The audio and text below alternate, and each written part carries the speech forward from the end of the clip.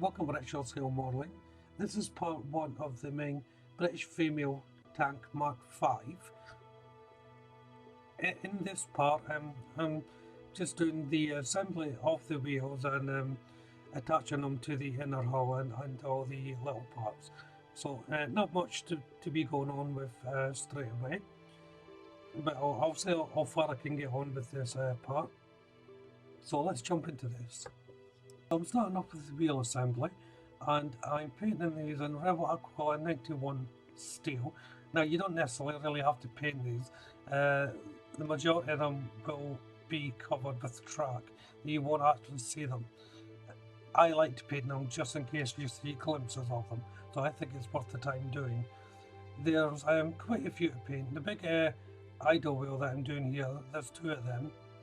Then the wheels then come into 2 brackets, an A and a B, and the A there's 30 of them and the B there's 24. So when you're assembling them you want to keep them separate as well because they're different sizes. The 2 halves of the idea wheel are just slotted together. There's little grooves for it to fit into. You'll feel it click as it goes in, so that you know you've got them square. Same with the assembly of the smaller wheels, the A and the B. They're just a little bit of cement in this central area, and the shaft fits inside. So as you can see here, there's quite a lot of them to do. Try and keep them separate as you're doing them. Next up is the transmission gear, and I'm painting in this Revit Aquila 46 Native Olive. I'm just putting this paint on haphazardly. I don't want a smooth finish, I want it to be looked and used. Next there's a drive chain, and that's getting painted in XF84 Dark Iron by Tamiya. It's up to you whether you would like to paint on the sprue. Now I tend to do it just for ease of handling. As I said in the intro, most of the interior is white, so this is Revit Aquila 05 white. And I'm just putting a light coating on the inner parts here. So I've got a lot of canisters to be painted here, and I'm painting them in Revit Aquila 94 gold. Now that's what the instructions are calling for, a gold colour. I'm not sure about it at all, but I just went with the colour. I'm not sure they should be gold, I think they should be a dark metal colour. So it's now time to assemble the gear assembly. And there's a couple of cogs you put in first of all. These don't really get cemented. Put in your first cog in before cementing the back plate onto the main unit. And then cement your other cog in, just a tiny little contact points for these. So just right in the centre, put a minimal amount of cement in before placing it on the shaft to connect with the other cog. You want these to be free moving if you can. So as you can see, I've tried to zoom right in for you to have a look at what I'm doing here. And then there's a backing plate that goes on, the chain goes through it, and it goes on hard against the main unit at the back. You only need a little bit of cement again to hold this together. Also, it only goes in one way as well, so don't worry about getting it the wrong way around. Now once you get it lined up, it's just a matter of pushing it on. Then it's back to using XF84 Dark Iron, and on these panels, this was meant to be storage racks for ammo. It was calling for a darker colour on the instruction, but I thought the dark iron would stand out more. But remember, I might not even be showing all this detail once I build the actual model. I still haven't made my mind up whether I'll be closing it up or not. And the 2 gold canisters that I painted earlier, they get fitted onto the side walls here. There's 2 little recess points there for it to fit in. They're actually drilled on the diagonal, but they go on straight. So look at your location pins for these. Make sure you got them lined up. I'm going back to Tamiya's XF84 Dark Iron, and I'm using this colour on the track walls here. These are the, well, it's like what they say, the track will lay onto these. Not necessarily sure whether you need to paint them again, because it's generally a sealed off unit, but like I said, I just like to paint them to know that they're done. Now I'm jumping ahead a little bit on the build here. While I've got the sprue, I'm using Revel Aquarelle 86 Olive Brown. Now this paint will be the main paint colour of the tank, and this is the underside belly of the hull. And what I'm doing here is I'm applying the paint in different pressures, similar to how I paint my yellows and light colours, but not too exact. The reason for that is I'm putting different pressures on the brush because I want it to be a worn, dirty look, like it's had a hard life. And I can achieve that just by dipping hard onto the brush while I'm painting. So it's like creating different shades of paint as you're going along. As you can see here, I've done the same on the side of the hull. Again, not really necessary to paint it, but I know it's done. So I'm in here, I'm just putting on the track wall now. It's a simple area. There's got some locations for you to lay down this wall. It can only go in one way. There is a couple of little recess points for it to fit into. Next is the side walls. One side will have the canister and the other side will have the ammo rack. So just make sure you're putting the right one on. However, the location points means that only one part will fit one way, so that does help you just in case you get a little bit mixed up. And then for the second wall, so this is the ammo rack wall, and again just goes in butts against the location points for this. It does go on an angle, but there is a groove on the plate for it to sit into. Just check the alignment when you've done it, just to make sure you're happy with it. So before I put the windows in, it's a good idea just to take out this support bar before you carry on. It just makes it a little bit easier down the build. So the wheels are going in. You don't have to cement these if you don't want to. They can be free moving. This is the ideal wheel going in first. Then I'm putting on the chain drive here. It could be a little bit tricky. You may have to play about with it, the best way to put them in, because they butt up against each other. Now it's time to put on the top plate here. There's a small bracket that goes in. It goes in on the angle, but if you look at the location points on the main inside the main hull, you'll see the way they're meant to go. There is a channel that runs in the diagonal as well for you to figure out how to put it on.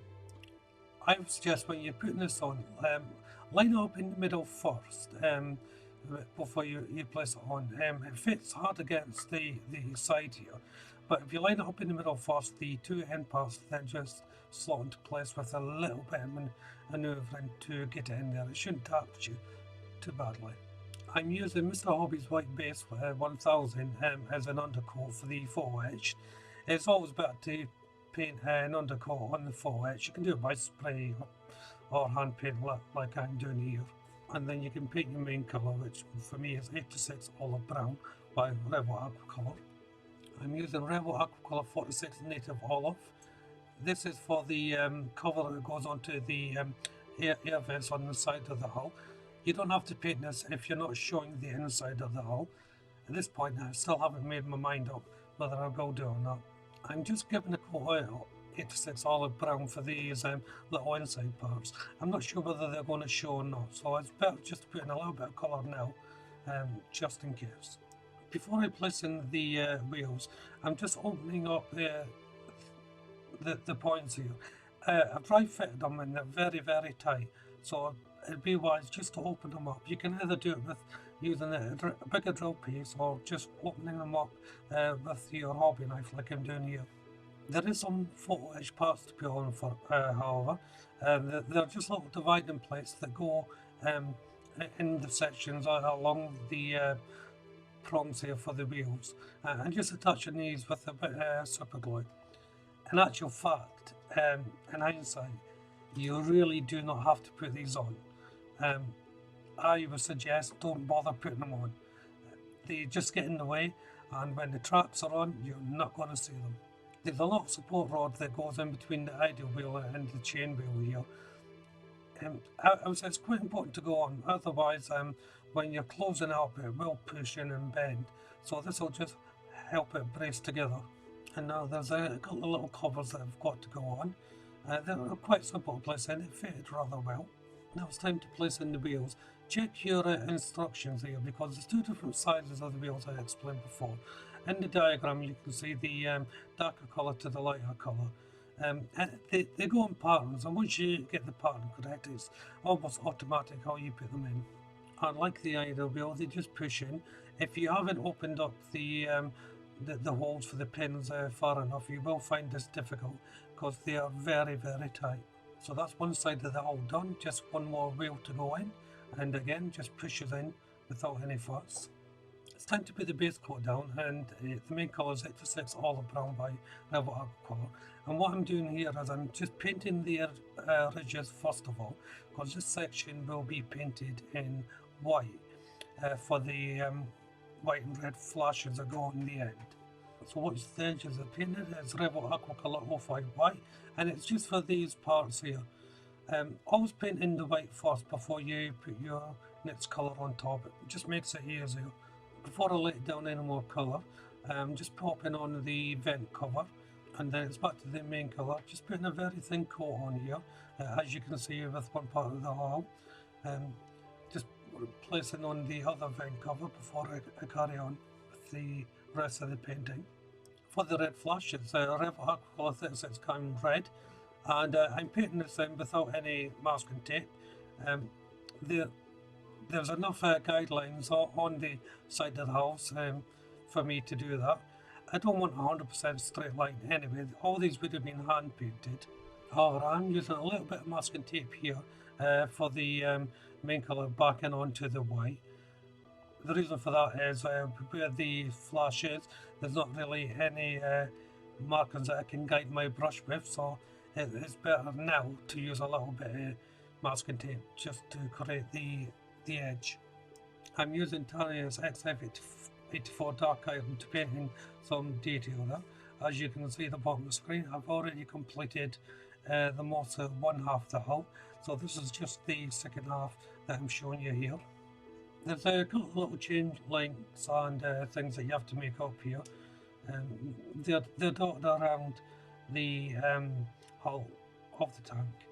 There's one or two to make up, and you may as well make them all up now, but while you've started one. Then put them to side and use them when you need to. It's the same with all the inner parts of the hull as well. There's like a piston here and little bolts.